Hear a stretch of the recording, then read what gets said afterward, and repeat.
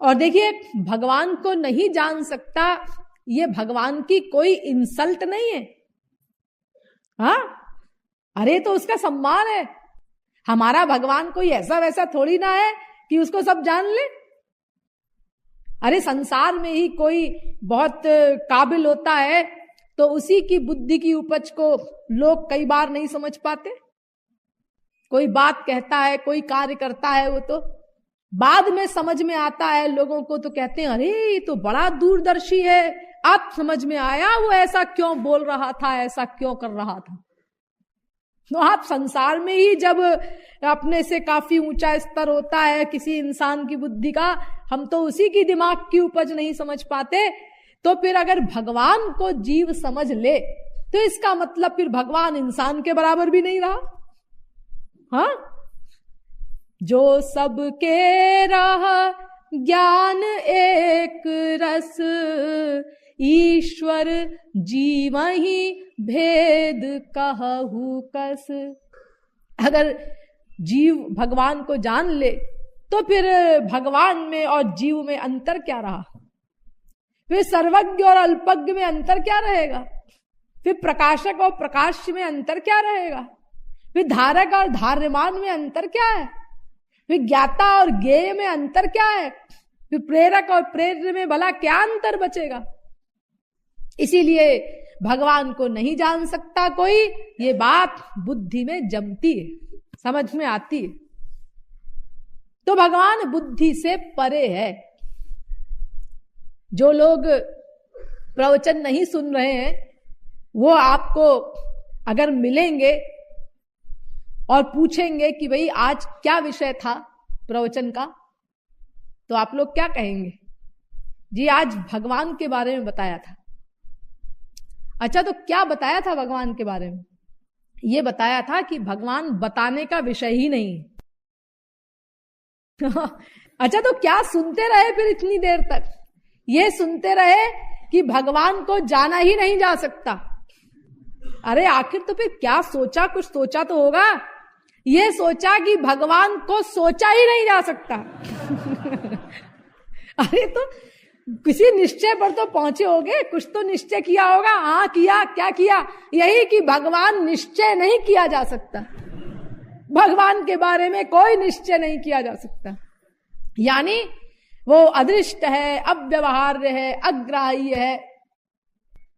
वेद कहता है ना, अदृष्टम अव्यवहार्य मग्राह्य मलक्षण मचिंत्य मव्यपदेश्य मेकात्म प्रत्यय सारम प्रपंचोपशमम शांतम शिव मद्वैतम। मांडुक्योपनिषद। भगवान को न आंख देख सकती है, न कान सुन सकता है, न नासिका सूंघ सकती है, न रसना रस ले सकती है, न त्वचा स्पर्श कर सकती है, न मन सोच सकता है, न बुद्धि निश्चय कर सकती है। किसी भी इंद्रिय से उसको व्यवहार में नहीं लाया जा सकता, मन से सोचा नहीं जा सकता, बुद्धि से निश्चय नहीं किया जा सकता। ऐसा इंद्रिय मन बुद्धि से परे वो तत्व है जिसको भगवान कहा जाता है। अच्छा जी, भगवान के बारे में वेदों शास्त्रों में इतना ही लिखा है क्या, या कुछ और भी लिखा है? अरे और भी लिखा है बहुत। सुनेंगे? चलिए थोड़ा सा और सुन लीजिए।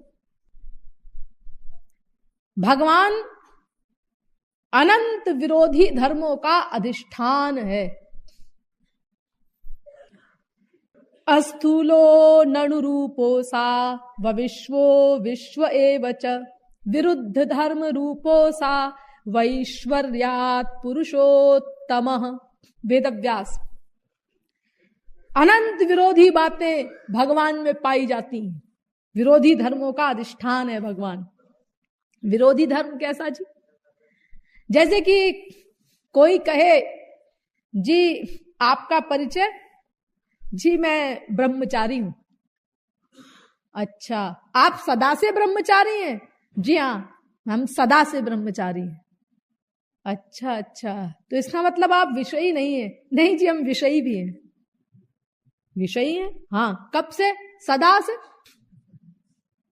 तो आप सदा से विषयी भी हैं और सदा से ब्रह्मचारी भी हैं? हाँ जी। ऐसा कैसे होगा भाई?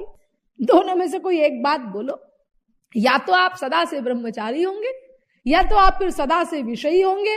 ये दोनों बातें एक साथ कैसे हो सकती हैं? हाँ जी, हम दोनों हैं। हम सदा से ब्रह्मचारी भी हैं और हम सदा से विषयी भी हैं।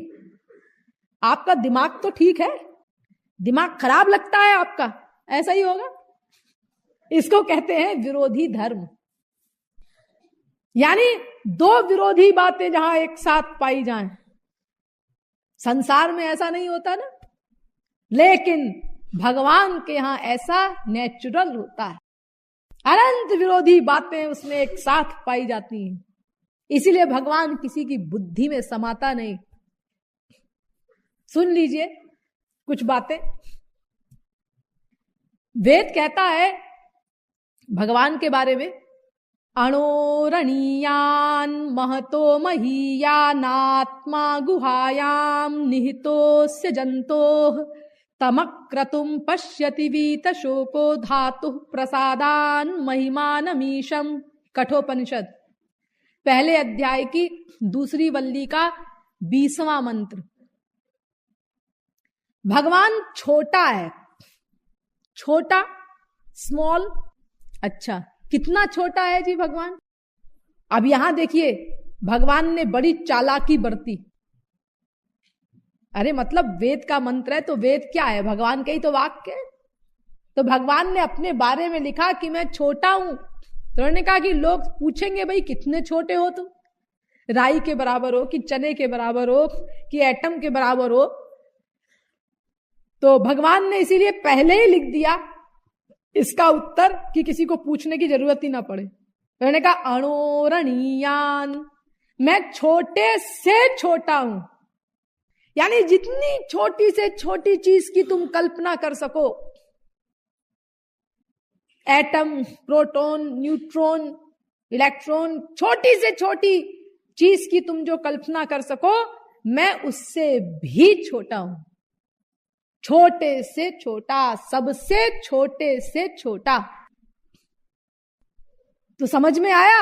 हाँ जी, समझ में आ गया। हम तो सोच रहे थे कि भगवान समझा ही नहीं जा सकता, अभी आपने इतना विवेचन किया, बुद्धि से परे है, ये है वो है, लेकिन समझ में तो आ गया भगवान। क्या समझ में आया? भगवान छोटे से छोटा। हाँ, जरा इसके तुरंत बाद वेद क्या कहता है वो भी सुन लो। अभी किसी निश्चय में मत पहुंचो। अणोरणीयान कह देने के तुरंत बाद वेद कहता है महतो महीयान। भगवान बड़ा है, बड़ा भी है। अभी तो कह रहे थे छोटा है, हाँ वो भी ठीक है, ये भी ठीक है। भगवान बड़ा है। अच्छा, कितना बड़ा है भगवान? महतो महीयान, सबसे बड़ी चीज से भी बड़ा है भगवान। बड़ी चीजें क्या होती है? गिरिर महान गिरेरब्धिर महानब्धेर नभो महत नभसोपि परम ब्रह्म ततोप्याशा दुरत्यया। भागवत। देखो, पहाड़ बड़ा होता है, हिमालय वगैरह, हाँ। पहाड़ से बड़ी पृथ्वी, उससे बड़ा समुद्र, उससे बड़ा आकाश। आकाश से बड़ा क्या होता है जी? आकाश से बड़ा तो हमको नहीं मालूम क्या होता है। सबसे बड़ा आकाश होता है जी। हाँ, तो भगवान उससे भी बड़ा है। और अगर आकाश से भी बड़ी किसी चीज की आप कल्पना कर सके तो उससे भी बड़ा है भगवान। सबसे बड़े से बड़ा। ये कैसे हो सकता है जी? सबसे छोटे से छोटा भी है और सबसे बड़े से बड़ा भी है। हाँ, कोई वेद मंत्र गलत नहीं है, लेकिन उस वेद मंत्र को समझने के लिए हम लोगों की ये लौकिक बुद्धि पर्याप्त नहीं है। इसीलिए वेदों में शर्त बताई है, आचार्यवान पुरुषो ही वेद। वास्तविक महापुरुष से ही वेदों का रहस्य समझ में आ सकता है।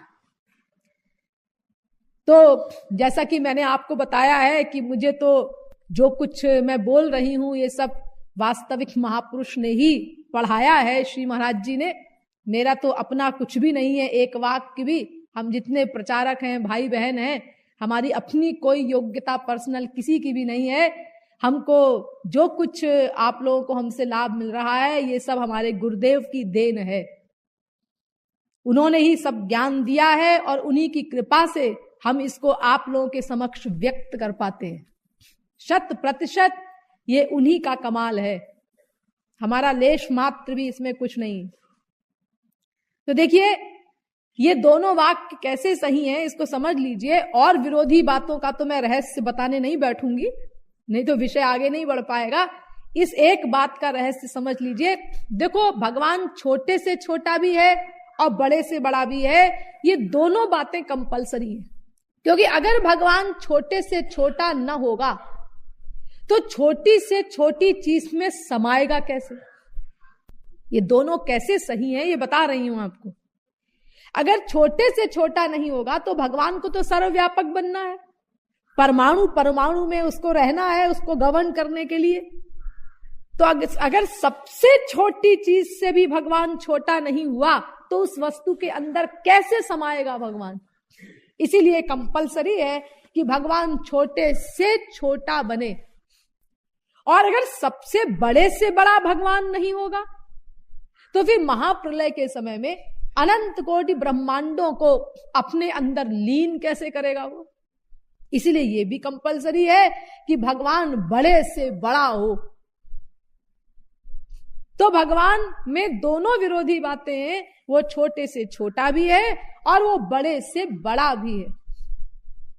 अणोरणिम्ने परिगण्य धाम्ने महानुभावाय नमो नमस्ते। भागवत भी कहती है यस्मात् परम ना परमस्ति किंचित यस्मान् नाणीयो न ज्यायोस्ति कश्चित। श्वेताश्वतरोपनिषद 3 अध्याय का 9वां मंत्र। वो छोटे से छोटा भी है, बड़े से बड़ा भी है। बृहच्च तद्दिव्यमचिन्त्य रूपम सूक्ष्माच्च तत्सूक्ष्मतरम विभाति। श्वेताश्वतरोपनिषद। दोनों विरोधी बातें उसके अंदर है। और एक तीसरी बात और भी है। वो क्या? वेद कहता है नेति नेत्य स्थूल मनणु। भगवान न छोटा है न बड़ा है। लो अभी 2 ही से हम परेशान हो रहे थे, कुछ समझ में नहीं आ रहा था, तीसरी बात और बोल दी। हाँ, भगवान छोटे से छोटा है ये भी ठीक, भगवान बड़े से बड़ा है ये भी ठीक, भगवान न छोटा है न बड़ा है ये भी ठीक। लेकिन जी ये कैसे? अब मैंने कहा ना, हम लोग अपनी बुद्धि से भगवान की बातों को नहीं समझ सकते।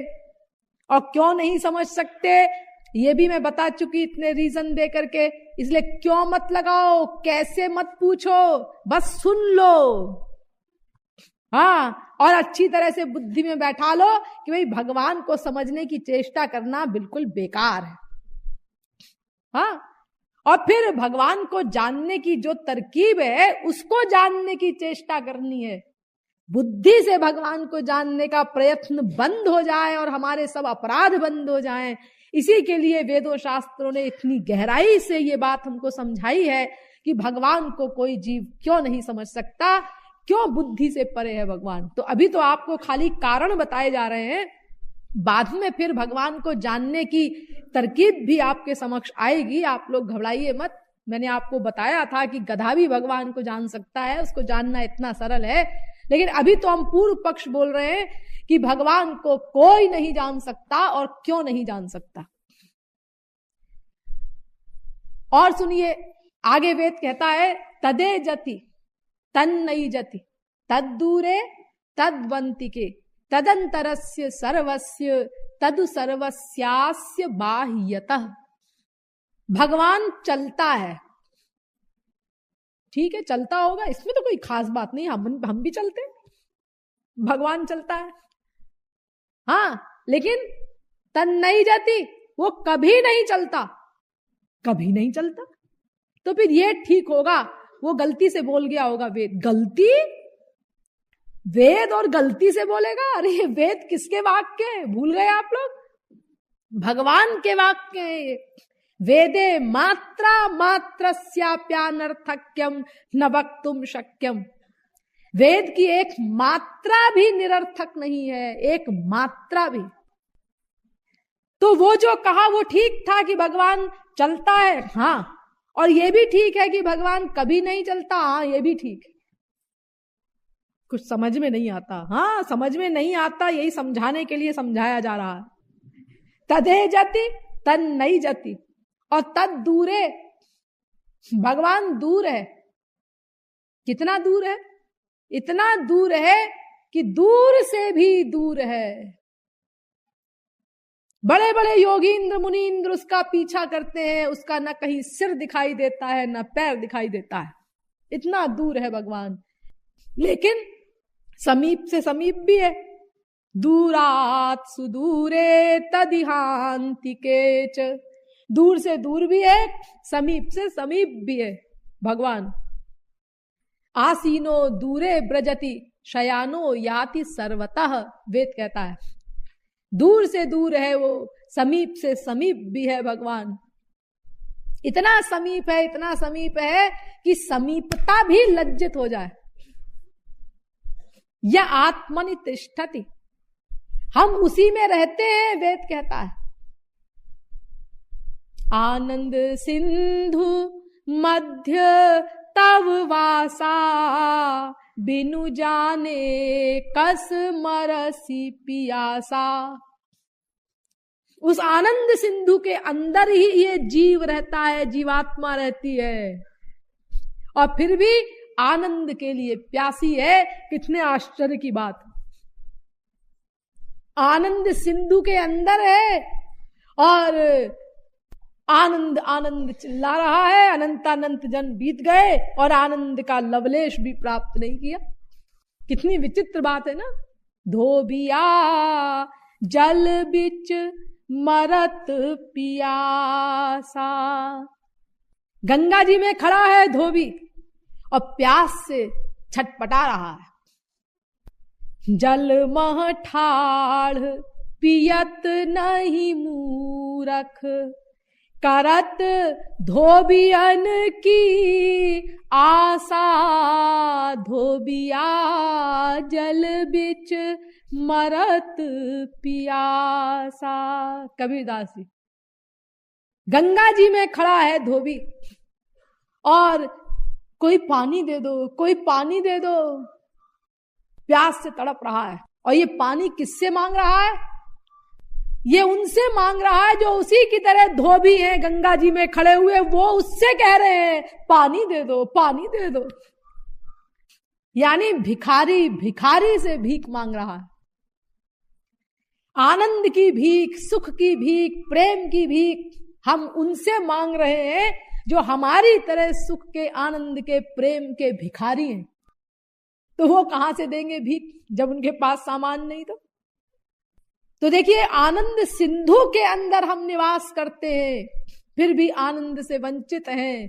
नीचे नहीं देखते, अपने भीतर नहीं झांकते। वहां आनंद कंद ब्रजेंद्र नंदन श्री कृष्ण चंद्र बैठे हैं और बाहर अपना भिखारियों से हम भीख मांगते।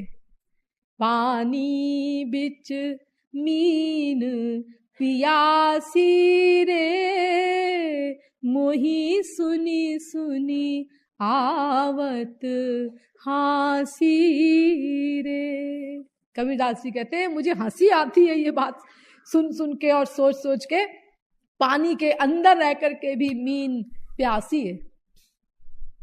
तो देखिए, भगवान इतना समीप है, इतना समीप है कि समीप से भी समीप हम उसमें रहते हैं और वो हम में रहता है। हाँ, हम उसमें रहते हैं, वो हम में रहता है। जैसे दूध में घी रहता है और दूध में व्याप्त घी में दूध रहता है। ओतप्रोत, जैसे तिल में तेल रहता है, इतना समीप है भगवान। तो ये दो विरोधी बातें, दूर से दूर भी है, समीप से समीप भी है। और आगे चलिए, वेद कहता है अन्यत्रा धर्मादन्यत्रा धर्मादन्यत्रास्मात् कृता कृतात् अन्यत्र भूताच्च भव्याच्च यत्तत् पश्यसि तद्वद। भगवान धर्म से परे है और भगवान अधर्म से भी परे। उसको न पुण्य छू सकता है न पाप छू सकता है। अच्छाई से, बुराई से, दोनों से परे है भगवान। और भगवान सृष्टि से भी परे है, और सृष्टि का जो सूक्ष्म कारण है उससे भी परे है, भूत से भी परे है, वर्तमान से भी परे है, भविष्य से भी परे है। ऐसा है भगवान। और आगे चलिए, अजायमानो बहुधा विजायते। वेद कहता है भगवान का कभी जन्म नहीं होता, अजायमान है भगवान, उसका कभी जन्म नहीं होता। हाँ जी, ये बात तो हम भी जानते हैं, गीता भी कहती है अजोपि सन नव्ययात्मा भूतानामीश्वरोपि सन। चौथे अध्याय का 6वां श्लोक। भगवान अज है, रामायण में भी लिखा है ब्रह्म अनामय अज भगवंता व्यापक अजित अनादि अनंता। ब्रह्म जो व्यापक विरज अज अकल अनीह अभेद, अज है भगवान, उसका कभी जन्म नहीं होता, उसको अज कहते हैं। लेकिन अजाय मानो कह देने के तुरंत बाद वेद क्या कहता है? बहुधा विजायते, वो अनंत बार जन्म लेता है। देखिए बीच में एक शब्द का भी गैप नहीं है।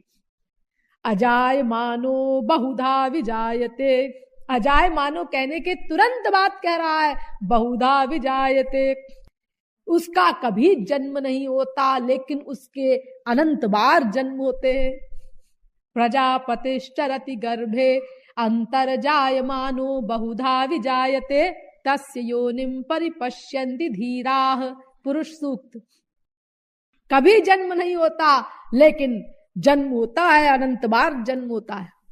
अरे गीता आप लोगों ने पढ़ी होगी, गीता में भगवान स्वयं एडमिट कर रहे हैं बहूनि मे व्यतीतानि जन्मानि तव चार्जुन तान्यहं वेद सर्वाणि न त्वं वेत्थ परन्तप।